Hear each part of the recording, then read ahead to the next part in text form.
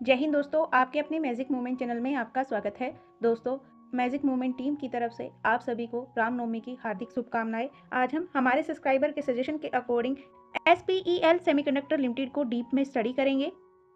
दोस्तों, यदि आप भी इन सर की तरह किसी भी कंपनी, म्यूचुअल फंड या फिर अपने पोर्टफोलियो का डिस्कशन चाहते हो, तो दोस्तों आप भी इनकी तरह उस कंपनी और म्यूचुअल फंड का नाम हमें सजेस्ट कर सकते हो। हम आपके सजेशन के अकॉर्डिंग भी वीडियो लेकर आएंगे और पोर्टफोलियो डिस्कशन के लिए आप डिस्क्रिप्शन बॉक्स में दी गई जीमेल आईडी पर अपने पोर्टफोलियो को PDF फॉर्म में हमें ईमेल कर सकते हो। हम आपके सजेशन के अकॉर्डिंग आपके पोर्टफोलियो का रिव्यू करेंगे और अपना ओपिनियन देने की कोशिश करेंगे। तो दोस्तों, टाइम ना वेस्ट करते हुए करते हैं वीडियो की शुरुआत SPEL सेमीकंडक्टर के साथ। दोस्तों, SPEL सेमीकंडक्टर एक स्मॉल कैप कंपनी है और इलेक्ट्रॉनिक इक्विपमेंट सेक्टर की कंपनी है, हाई रिस्क की कंपनी है। हालांकि फाइनेंशियल ईयर 2007 से अब तक अपने शेयर होल्डर्स को 4215% के रिटर्न्स दे चुकी है। इस बीच इस कंपनी के शेयर का लो प्राइस ₹2.86 और ऑल टाइम हाई ₹268 और अभी अपने ऑल टाइम हाई से लगभग 50% डिस्काउंट के आसपास ट्रेड कर रहा है। लेकिन दोस्तों, ये एक लॉस मेकिंग कंपनी है और इस कंपनी का लॉस लास्ट 2 ईयर से कंटिन्यू इंक्रीज होता जा रहा है। क्वार्टर ऑन क्वार्टर बेसिस पर भी इस कंपनी का सितंबर क्वार्टर तक रिवेन्यू डाउन गया। अभी तक इस कंपनी ने Q3 की भी अर्निंग पब्लिश नहीं की। ऑलमोस्ट कंपनीज अभी Q4 की अर्निंग पब्लिश स्टार्ट कर देंगी नेक्स्ट वीक से, लेकिन इसने अभी तक Q3 की अर्निंग भी पब्लिश नहीं की। और रिवेन्यू के साथ साथ सितंबर क्वार्टर में इस कंपनी का लॉस भी काफ़ी इंक्रीज हुआ, यानी ईयर ऑन ईयर बेसिस पर भी और क्वार्टर ऑन क्वार्टर बेसिस पर कंपनी की अर्निंग वीक है। कंपनी अर्निंग वाइज डाउन जा रही है। ये इस कंपनी के लिए एक बड़ा नेगेटिव पॉइंट है। दोस्तों, ये कंपनी IC चिप की wafer sort assembly test drop shipment की सर्विस प्रोवाइड करती है। और दोस्तों, ये कंपनी नेट्रोसिक्स सेमीकंडक्टर टेक्नोलॉजी प्राइवेट लिमिटेड की सब्सिडरी कंपनी है और ये कंपनी इंडिया से ओनली 1% का ही बिजनेस करती है। बाकी 99% इस कंपनी का बिजनेस आउट ऑफ कंट्रीज से आता है। लेकिन अगर इस कंपनी के ऊपर ईरान और इजराइल के वॉर के इम्पैक्ट को डिस्कस करें, तो दोस्तों इस कंपनी के ऊपर इस वॉर का impact negative to minimal direct impact है।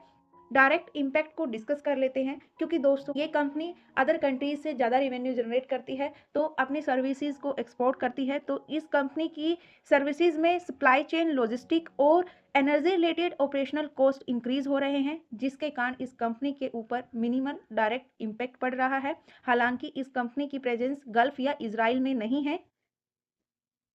ये कंपनी इंडिया, USA, यूरोप से ही अपना रेवेन्यू जनरेट करती है 98.5%।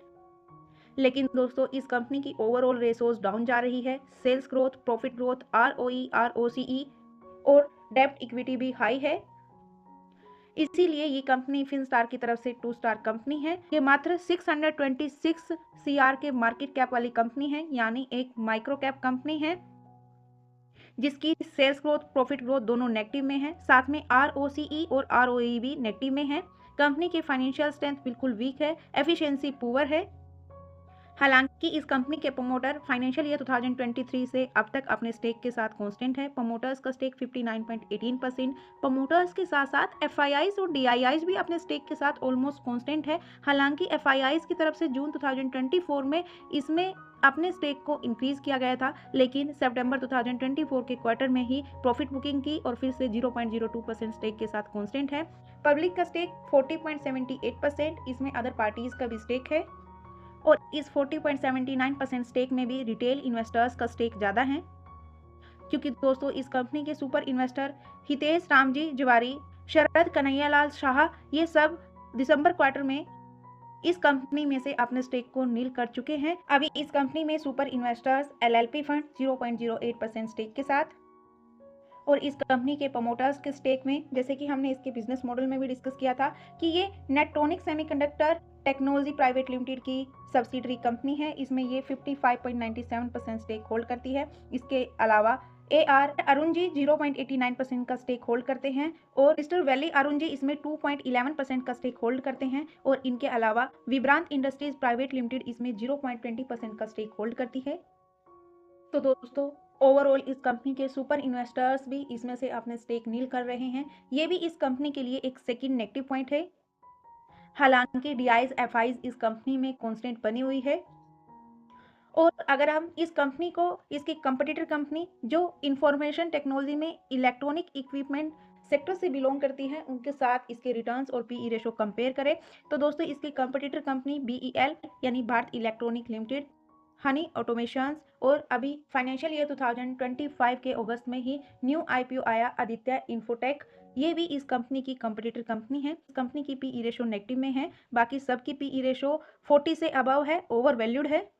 इनके साथ इसके लास्ट 1 ईयर के रिटर्न्स को कंपेयर करेंगे और इस कंपनी के लास्ट 1 ईयर के रिटर्न्स को डिस्कस करें तो दोस्तों एसपीईएल और बीईएल ने दोनों ने लास्ट 1 ईयर में पॉजिटिव में रिटर्न्स दिए, मार्च 2025 से लेकर मार्च 2026 तक। और अगर लॉन्ग टर्म के रिटर्न्स को भी कंपेयर करें फाइनेंशियल ईयर 2023 से लेकर 26 तक तो दोस्तों एसपीएल और बीईएल दोनों ने लॉन्ग टर्म में पॉजिटिव में रिटर्न्स दिए। बीईएल ने 331 के लास्ट 3 ईयर्स में और एसपीएल ने 221 के, लेकिन हनी ऑटोमेशन ने लास्ट 1 ईयर में भी नेगेटिव में दिए और लास्ट 3 ईयर्स में भी नेगेटिव में दिए।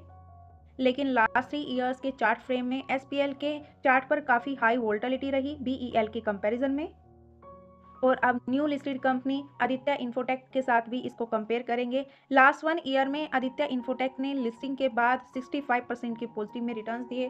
दोस्तों मार्केट के नेगेटिव सेंटीमेंट में लिस्ट हुआ, लेकिन लास्ट 1 ईयर में सेमीकंडक्टर को लेकर अपनी गवर्नमेंट का भी सपोर्ट है और जो कंपनी अर्निंग वाइज ग्रो कर रही है तो उनके शेयर्स ने भी अच्छे रिटर्न्स दिए। तो यहीं पर आदित्य इन्फोटेक लिमिटेड ने भी लास्ट 1 ईयर में अच्छे रिटर्न्स दिए।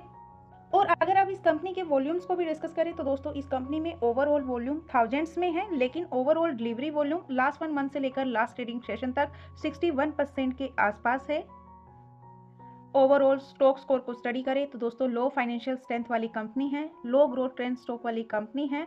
साथ में इसकी वैल्यूएशन के अकॉर्डिंग, इसकी अर्निंग ग्रोथ के अकॉर्डिंग अभी की इस कंपनी की वैल्यूएशन भले ही जीरो है, नेगेटिव है, लेकिन फिर भी एक्सपेंसिव है। और ओवरऑल लास्ट 3 ईयर्स के चार्ट फ्रेम पर इसके वॉल्यूम्स को डिस्कस करें तो दोस्तों इस कंपनी में वॉल्यूम्स भी काफ़ी हाई वोलाटाइल्स रहे।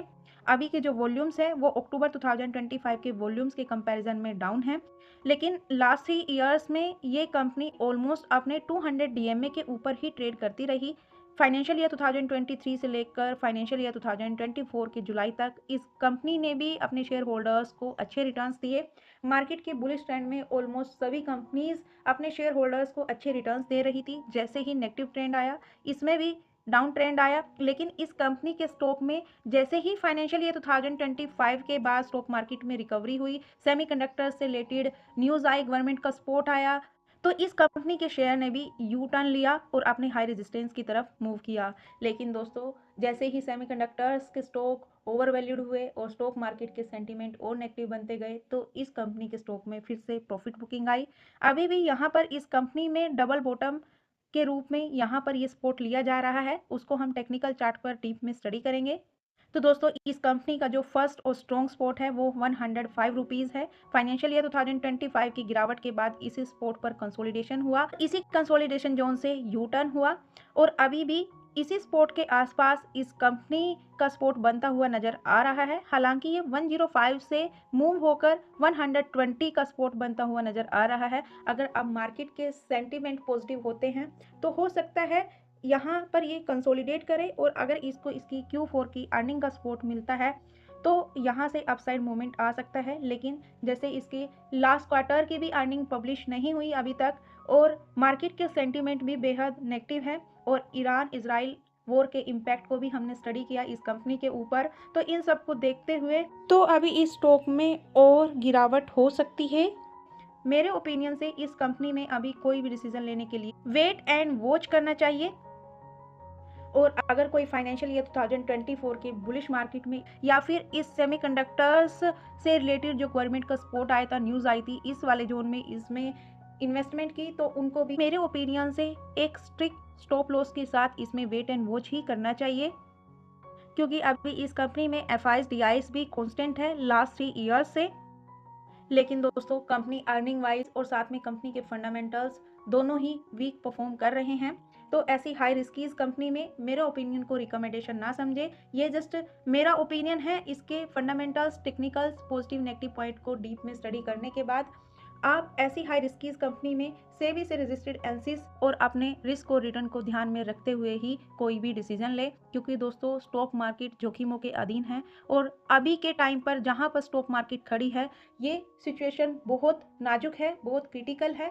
यहाँ से हो सकता है रिकवरी आए तो अच्छी आएगी अगर वॉर वगैरह या जियोपॉलिटिकल टेंशंस कम हो जाए, लेकिन जैसे हालात हैं, अगर यहाँ पर जियोपॉलिटिकल टेंशंस और बढ़ती गई तो यहाँ से काफ़ी भारी गिरावट भी हो सकती है। लेकिन मेरी तरफ से किसी भी स्टॉक मार्केट या सेक्टर के लिए कोई प्रेडिक्शन नहीं है, ये जस्ट अभी के हालात को देखते हुए है।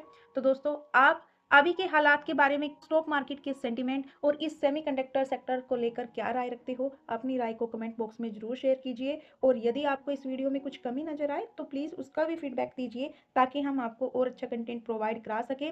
और यदि आपको हमारे एफर्ट्स वीडियो पसंद आए तो प्लीज़ वीडियो को लाइक शेयर एंड कमेंट करना ना भूलें। चैनल पर नए हो तो चैनल को सब्सक्राइब कीजिए, बेल आइकन को प्रेस कीजिए। और अभी तक हमारे साथ बने रहने के लिए बहुत बहुत धन्यवाद दोस्तों। मिलते हैं नेक्स्ट वीडियो में किसी और इन्फॉर्मेशन के साथ, तब तक के लिए बाय बाय दोस्तों। हेलो दोस्तों, लाइक कर दो प्लीज।